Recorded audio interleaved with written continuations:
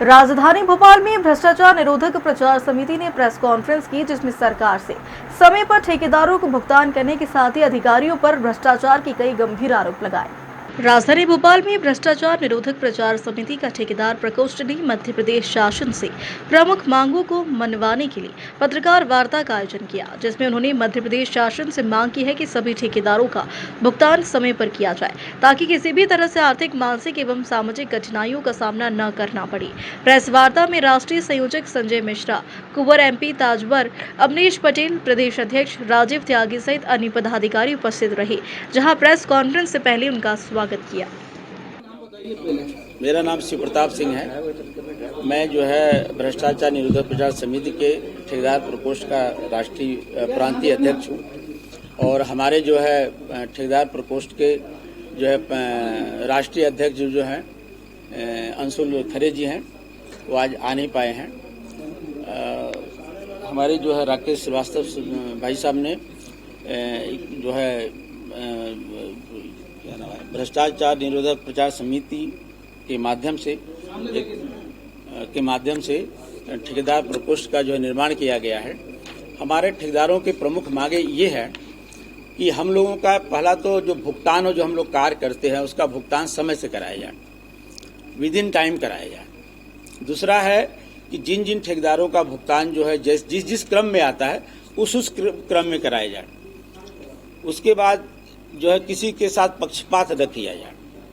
दूसरा, additional performance security जो सरकार लाई है, उसमें क्या होता है कि हम ठेकेदारों का बहुत सारा ज़्यादा पैसा जो है ब्लॉक हो जाता है FDR के रूप में, और वो ब्लॉक होने की वजह से हम लोग और जगह कार्य नहीं कर पाते हैं। इसके वजह से हम और लोगों को नौकरी पे नहीं रख पाते हैं, क्योंकि एक ही कार्य पर कार्य करने लगते हैं।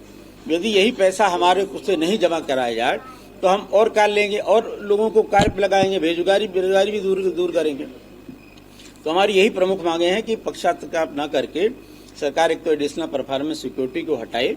दूसरा, जो भी ठेकेदार कार्य कर रहे हैं उनका समय पर भुगतान करें, ताकि जो है बहुत सारे ठेकेदार भाई जो आत्महत्या कर देते हैं, डिप्रेशन में चले जाते हैं, जिनको आर्थिक जो है कठिनाइयों का सामना उठाना पड़ता है, ये सब न उठाना पड़े। दूसरा, हम अपने जो बड़े अधिकारी हैं विभाग के, सभी विभाग के, उनसे मैं अनुरोध करना चाहता हूं, तहे दिल से अनुरोध करना चाहता हूं कि वो लोग भुगतान की प्रक्रिया को, या उनके पास जितना फंड है, सरकार जो है साल भर का एक बजट एलोकेशन करती है, उसी के अनुसार जो है टेंडर लगाया जाता है। तो सरकार ये जो है, जो बड़े अधिकारी ये जो है इसको छोटे अधिकारी को निर्देश दें कि जितना सेंक्शन हो अमाउंट, उतने का ही वो जो है टेंडर निकालें, ताकि किसी को भुगतान में दिक्कत न हो। किसी गरीब भाई, कोई ठेकेदार हो, कोई बड़ा ठेकेदार हो चाहे छोटा ठेकेदार हो, उसको किसी तरह की दिक्कत न हो। यही हम लोग के प्रमुख मांगे हैं। सब शिकायतों को लेकर आप प्रमुख अभियंता से मिलेंगे। आप लोगों से बात होने के बाद हम लोग एक मीटिंग करेंगे और जाएंगे। अपनी बात जो है प्रमुख अभियंता साहब से भी मिला जाएगा, माननीय जो है मंत्री जी से भी मिला जाएगा। ये सब अपनी आवाज़ जो है जो भी शासन प्रशासन के यहाँ जाकर के उठाया जाएगा और आप लोग के माध्यम से उठाया जाएगा। देखिए, आज पूरा देश भ्रष्टाचार के दंश से जूझ रहा है।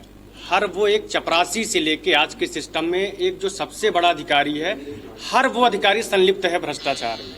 भ्रष्टाचार निरोधक प्रचार समिति जो विगत 28-30 वर्षों से भ्रष्टाचार के खिलाफ अनवरत, बिना डरे, पूरी ईमानदारी के साथ, पूरी प्रतिबद्धता के साथ लड़ता आ रहा है। 28-30 वर्ष हो गए। एक ऐसे दौर में जहां भ्रष्टाचार का नाम लेने मात्र से एक आम नागरिक हो या सामाजिक व्यक्ति हो, अगर वो भ्रष्टाचार का नाम मात्र ले ले तो उसको सिस्टम द्वारा या विभागों द्वारा सिर्फ प्रताड़नाएं मिलती हैं, लाठियां मिलेंगी, डंडे मिलेंगे, FIR मिलेगा और अंततः फिर जेल का सामना भी करना पड़ता है।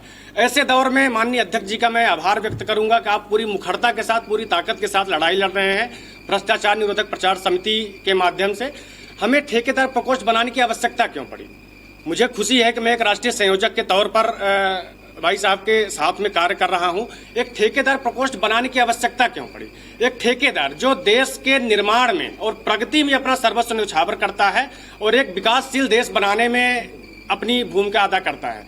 आज ठेकेदार शासन और प्रशासन द्वारा अगर सबसे ज्यादा किसी को प्रताड़ित किया जा रहा है वो ठेकेदार कौम कभी आत्महत्या नहीं करती थी, लेकिन प्रशासनिक दबाव के कारण आज ठेकेदार को भी आत्महत्या करना पड़ रहा है।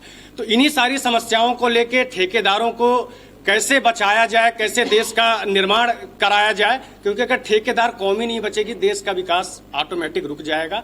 अभी रिसेंटली आपको एक कहानी बताता हूं कि हमें यह आवश्यकता क्यों पड़ी, हम एक प्रदेश स्तर का ठेकेदार प्रकोष्ठ क्यों बनाने जा रहे हैं। क्योंकि एक छोटा सा एग्जाम्पल है, शालिग्राम बघेल हैं, पीडब्ल्यूडी पीआईओ के तत्कालीन प्रमुख अभियंता बने थे, उनको एक E1 बंगला अलॉट हुआ जिसकी साज सज्जा में, क्योंकि बड़े अधिकारी हैं, साज सज्जा में करोड़ों रुपए उड़ा दिए गए। क्योंकि बड़े अधिकारी थे, छोटे अधिकारियों पर दबाव था, छोटे अधिकारियों ने दबाव बनाया ठेकेदार पर, जो ठेकेदार पवन श्रीवास्तव जी थे। इतना प्रेशर बनाया गया कि उस ठेकेदार द्वारा अपने पत्नी के जेवरात बेच के, अपना स्वयं का प्लाट बेच के उक्त बंगले का सारा साज सज्जा का कार्य कराया गया। बंगला बन के तैयार हुआ, क्योंकि तत्कालीन जो मंत्री थे पीडब्ल्यूडी राकेश सिंह, उनको बंगला अलॉट हुआ नहीं था, इसलिए वो अनाधिकृत रूप से, आवंटित किसी और का है, अनाधिकृत रूप से उस बंगले में उनका दफ्तर भी चला है, ऑफिस भी चला है, और आज भी ताला माननीय मंत्री जी का ही उस बंगले पे लगा है। विभाग ये बताने को तैयार नहीं है। ये मामला हमारे पास आया तो माननीय लोकायुक्त के समक्ष, ईओडब्ल्यू के समक्ष और माननीय मुख्यमंत्री और विभागीय मंत्री को भी लेटर लिखा। तो लोकायुक्त में संज्ञान लेते हुए 3 दिवस के भीतर इनसे जो है जवाब मांगा सारे बिंदुओं पर। ये बंगला किसको अलॉट है, इन्होंने बोला निरंक है। लोकायुक्त ने पूछा कि ये इस बंगले में कितना निर्माण कार्य कराया गया, इनके द्वारा बोला गया कि सिर्फ 50 लाख का कार्य कराया गया। अब यही विरोधाभास उत्पन्न होता है कि आप एक तो निरंक बता रहे हैं और दूसरी तरफ आप एक खाली बंगले पर 50 लाख रुपए की राशि का, ये पैसा जनता की गाड़ी कमाई है। अगर कोई बंगला निरंक है, खाली है, तो 50 लाख का निर्माण कार्य क्यों कराया गया। विभाग ये भी बताने को तैयार नहीं है कि बंगले में वर्तमान में ताला पीडब्ल्यूडी विभाग का लगा है या माननीय मंत्री जी का लगा है।